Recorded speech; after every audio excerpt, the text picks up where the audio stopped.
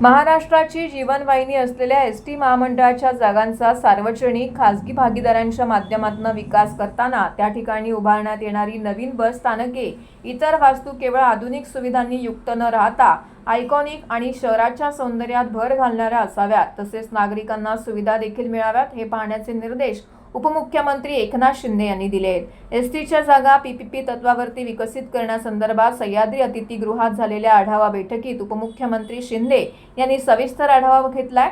परिवहन मंत्री प्रताप सरनाईक यांची यावेळी उपस्थिती होती. प्रवाशांना अत्याधुनिक, सुरक्षित आणि दर्जेदार सुविधा देतानाच एसटी महामंडळाला आर्थिकदृष्ट्या सक्षम करण्यासाठी या मालमत्तांचा योग्य आणि नियोजनबद्ध वापर करावा, असं उपमुख्यमंत्री शिंदे यांनी सांगितलं आहे. यावेळी एसटी महामंडळाचे व्यवस्थापकीय संचालक माधव कुसेकर यांनी सादरीकरण केले.